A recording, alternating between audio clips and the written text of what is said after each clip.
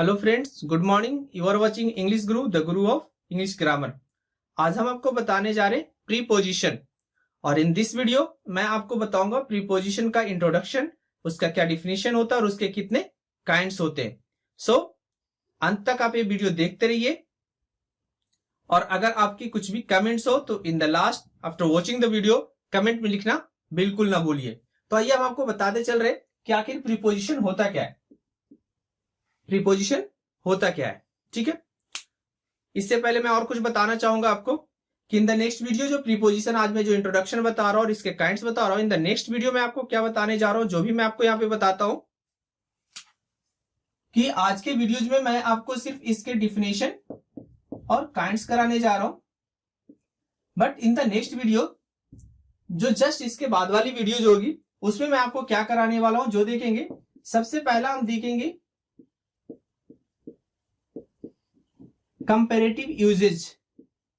और ये आपके लिए बेहद ही इंपॉर्टेंट होने जा रहा है कि कंपैरेटिव यूज होता आखिर क्या है, कैसे हम दो प्रीपोजिशन के बीच में तुलना करके उसके यूजेज देखेंगे। तो इन द नेक्स्ट वीडियो मैं आपको जो भी बहुत ही इंपॉर्टेंट होगा इन द नेक्स्ट वीडियो में आपको ये बताऊंगा। तो आज चलिए प्रीपोजिशन पे हम देखेंगे प्रीपोजिशन आखिर होता क्या है, ठीक है। देन आफ्टर हम इसके डिफिनेशन और काइंड्स देखेंगे। थोड़ा सा पहले मैं आपको समझाना चाहूंगा कि यहाँ पे प्रीपोजिशन आखिर होता क्या है। देखिए कि प्रीपोजिशन बना कितने वर्ड से, प्री एंड देन पोजीशन, ये दोनों से मिलके हमारा प्रीपोजिशन वर्ड बना हुआ है। तो प्री का मतलब क्या होता है, हम लोग देखते हैं, बोलते pre board examination. It mean जो बोर्ड की एग्जामिनेशन उससे पहले कुछ एग्जाम जो होते हैं उसे प्री एग्जामिनेशन करते हैं। अब आप हमारे जो कॉम्पिटिटिव एग्जाम्स है वो भी होते हैं प्री एग्जाम्स, मेन एग्जाम्स। तो प्री का मतलब होता है बिफोर, किसी भी चीज से बिफोर, और पोजीशन का मतलब होता है प्लेस, ठीक है। प्लेस का मतलब, पोजीशन का मतलब हो गया प्लेस। बिफोर इट मींस बोलता है किसी नॉन या प्रोनाउन के पहले प्लेस कर देना ही हमारा जो कर दिया जाता है, जो वर्ड को हम किसी नॉन या प्रोनाउन या नॉन इक्विवेलेंट, याद रखेंगे नॉन प्रोनाउन और नॉन इक्विवेलेंट। सिंपल में हम इतना ही बोल सकते थे कि नॉन और नॉन इक्विवेलेंट के पहले जो आ जाता है और वो करता क्या है, रिलेशन बतलाने का काम करता है। मेन काम उसका होता है रिलेशन बतलाना, रिलेशन बतलाने का काम करता, उसी को हम प्रीपोजिशन कहते हैं। क्लियर। तो ये याद रखेंगे कि प्रीपोजिशन बना कैसे, हमारा प्री और पोजीशन। इट मींस किसी नॉन और प्रोनाउन के पहले आकर के उस नॉन और प्रोनाउन का संबंध वाक्य के अन्य शब्दों से कराता है। This is called preposition. देखिए कुछ एग्जांपल्स हम कि आखिर रियल में करता क्या है। जैसे हम बोले आई am with you, I am with you, मैं आपके साथ हूं। अब विद हटा दीजिए, देखिए कैसा सेंटेंस हो गया, आई एम यू। ये सेंटेंस ही गलत होगा, ग्रामेटिकली ये सेंटेंस ही हमारा गलत हो जाएगा। तो इस तरीके से हम प्रीपोजिशन यहां पे लगा करके इस यू का संबंध हम आई के साथ करा दे रहे हैं। तो प्रीपोजिशन का यही काम होता है कि नॉन और प्रोनाउन के पहले आकर के हमारा ये काम क्या करता है, रिलेशन बतलाने का काम करता है, ठीक है। तो अब हम देखेंगे इसके डिटेल डिफिनेशन क्या होते हैं और काइंड्स क्या होते हैं। और याद रखिएगा इन द नेक्स्ट वीडियो मैं आपको कंपैरेटिव यूज बताने वाला हूं, और थोड़ा सा मैं आपको बताऊंगा ये चीज कि पोजीशन ऑफ प्रीपोजिशन क्या होता है। उसी वीडियो में मैं आपको बताऊंगा कि पोजीशन ऑफ प्रीपोजिशन होता क्या है। इट मींस कहां कहां हम लोग जनरली अभी रूल्स जो डिफिनेशन जो होता है, डिफिनेशन ये कहता है कि किसी नॉन और प्रोनाउन के पहले रख देना, प्रीपोजिशन का जो प्लेस होता है वही होता है। बट कुछ सिचुएशन आपको ऐसे भी मिलेंगे जो नॉन और प्रोनाउन के पहले नहीं आता है, कुछ और जगह पे यूज होता है। तो इन द नेक्स्ट वीडियो ही मैं आपको ये बताऊंगा, देन आपको कंपैरेटिव यूज बताऊंगा। तो आइए हम देखते हैं डिफिनेशन। देखें कि प्रीपोजिशन आखिर होता क्या है।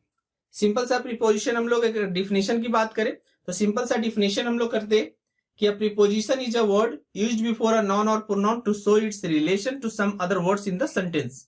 इट मींस नॉन और प्रोनाउन के पहले जो आता है प्रीपोजिशन, वो जिसके पहले आता है और जिस नॉन के बाद में आए, जो नॉन के बाद में होगा। जैसा हम एग्जांपल्स में देखेंगे कि जिस नॉन के पहले प्रीपोजिशन आता है उसका रिलेशन सेंटेंस में कुछ और शब्दों से उसका रिलेशन बताता है, एस्टैब्लिश करता है रिलेशन, ठीक है। इट मीन जिस नॉन के पहले हम प्रीपोजिशन या जिस प्रोनाउन के पहले हम प्रीपोजिशन लगाते हैं उसका रिलेशन वर्ड सेंटेंस में जो भी और वर्ड्स हैं उनसे वो रिलेशन तय करता है। इट मीन्स इफ वी, अगर हम लोग क्या करें कि अगर प्रीपोजिशन हटा दें तो पूरा रिलेशन ही वहां पे गड़बड़ हो जाएगा। आप देखेंगे कुछ, मैं आपको एग्जांपल्स वैसा दूंगा कि विदाउट प्रीपोजिशन सेंटेंस का मीनिंग कुछ और हो जाएगा, अगर प्रीपोजिशन लगा रहे तो सेंटेंस का मीनिंग कुछ और हो जाएगा।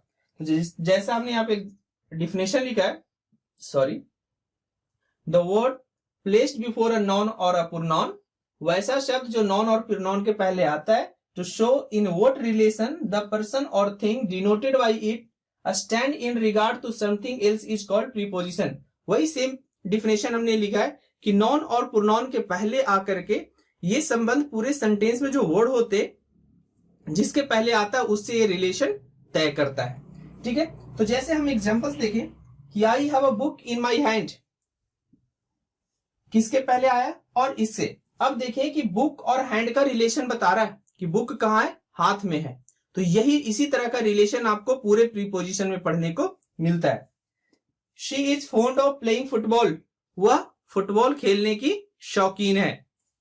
अब देखिए इससे फुटबॉल जो ये बन रहा है इससे रिलेशन ये बतला रहा है। अब देखिए कुछ एग्जांपल्स, जैसा मैंने बताया आपको कि पूरा मीनिंग ही वो चेंज कर देता है। जैसे अगर देखें, छोटा सा मैं एक एग्जांपल्स ले रहा हूं आपके सामने कि जैसे अगर हम बोले ऐसा सेंटेंस है, आई एम, नाउ फर्स्ट देखें हम विदाउट प्रीपोजिशन, देखें कि बिना प्रीपोजिशन के ये कैसा लग रहा है। आई एम यू, सेंटेंस ऐसा सही होता भी नहीं, इंग्लिश में ऐसा सेंटेंस आपको नहीं बनता है, ये सेंटेंस हमारा गलत होता है। लेकिन अगर इसी को कर दे I am with you, definition हमेशा समझने के लिए छोटा एग्जांपल्स लीजिए तो ज्यादा अच्छा से आपको समझ में आएगा कि वो डिफिनेशन कहा आखिर क्या रहा था। अब देखिए यू, यहां पे कोई यहां पे रिलेशन नहीं बतला रहा है, जबकि इसका रिलेशन बता रहा है कि मैं आपके साथ हूं। क्लियर? तो ये प्रीपोजिशन का काम होता है कि जिस नॉन और प्रोनाउन के पहले आएगा उसका रिलेशन वो सेंटेंस के अन्य वर्ड्स जो होते हैं, जो और भी शब्द होते हैं, उनसे ये रिलेशन कराता है। तो अब देखेंगे हम कुछ किसके काइंड्स कितने हो सकते हैं। देखिए फ्रेंड्स कि काइंड्स आप लोग पढ़े होंगे कि preposition of place, preposition of time, ठीक है। लेकिन हम आपको बता रहे हैं कि अगर इसकी काइंड्स पढ़ा जाए, ठीक है, तो हम इसे दो तरीके से काइंड्स बता सकते हैं। ए, अकॉर्डिंग टू फंक्शन, ठीक है, और दूसरा अकॉर्डिंग टू फॉर्म, ठीक है। फॉर्म के आधार पे भी हम प्रीपोजिशन को कैटेगराइज कर सकते हैं और फंक्शन के आधार पे कि किस तरह से वो काम करता, उस आधार पे हम उसके काइंड्स को बतला सकते हैं। तो आज हम देखेंगे कि फंक्शन के आधार पे प्रीपोजिशन कितने तरीके के होते हैं। नेक्स्ट वीडियो में हम आपको बताएंगे कि फॉर्म के आधार पे प्रीपोजिशन, क्योंकि ये थोड़ा सा लंबा होगा तो इसके लिए मैं अलग से वीडियो बनाऊंगा कि फॉर्म के आधार पे प्रीपोजिशन कितने तरीके के होते हैं। तो यहाँ पे आज हम चलेंगे कि function of, sorry, kinds of preposition according to function. It means preposition का जो काइंड्स है फंक्शन के आधार पे कितने तरीके में बांटा जा सकता है। तो फ्रेंड्स देखें कि प्रीपोजिशन काइंड्स किस तरीके से हम यहाँ पे बताने जा रहे हैं, ठीक है। तो हमने आपको पहले बताया कि यहाँ पे हम देखेंगे फंक्शन के आधार पे हमारा प्रीपोजिशन कितने तरह से होगा। तो देखिए preposition of direction, preposition of position. तो यहाँ पे देखेंगे कि वैसे प्रीपोजिशन जो डायरेक्शन बताते हैं, इसमें दिशा को बताते हैं, उसे हम प्रीपोजिशन ऑफ डायरेक्शन कहते हैं, और जो पोजीशन को बताता है, स्थान को बताता है, उसे हम प्रीपोजिशन ऑफ पोजीशन कहते हैं। तो इसके अंतर्गत आता कौन कौन है?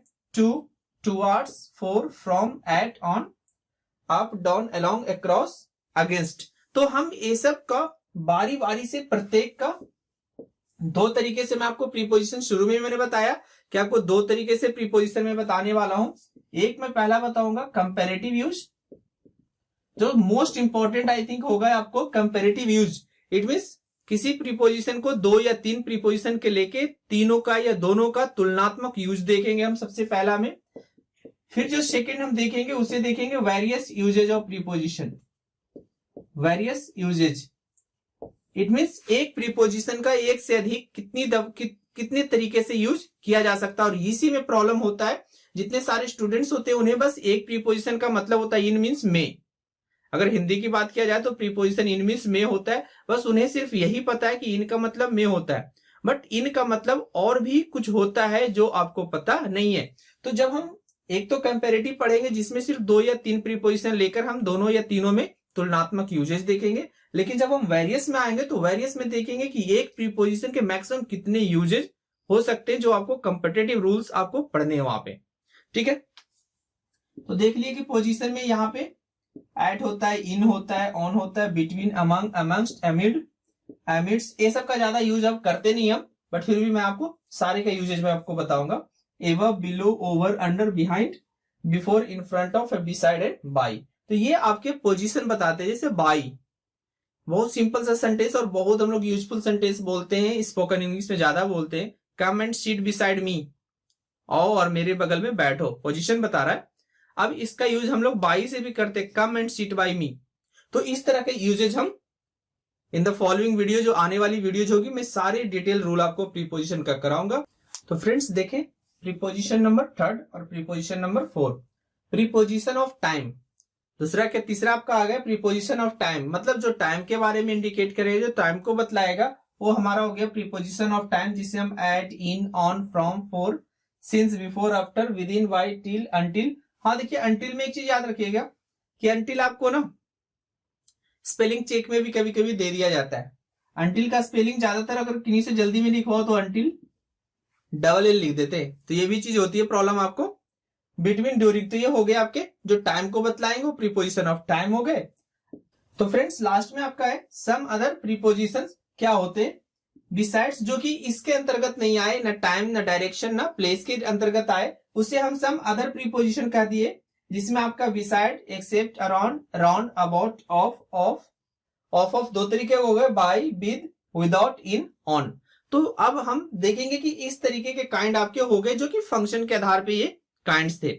इन द नेक्स्ट वीडियो जो मैं आपको जल्द से छोटा सा एक वीडियो बनाऊंगा, जिसमें मैं आपको बताऊंगा कि फॉर्म के आधार पे प्रीपोजिशन कितने, वो ज्यादा इंपॉर्टेंट नहीं है, इसलिए मैं उसका छोटा सा एक अलग से वीडियो बना दूंगा कि फॉर्म के आधार पे प्रीपोजिशन कितने तरीके के होते, बट आपको जानना जरूरी है। ठीक है, तो आप ज्यादा इस पे कंसंट्रेट करेंगे कि हमें जो फंक्शन के आधार पे प्रीपोजिशन होते वो हमें जानने हैं। ठीक है, तो आई होप कि आज आपको इंट्रोडक्शन था और काइंड्स मैंने पहले ही बताया था कि इंट्रोडक्शन और काइंड्स में यहाँ पे बताऊंगा।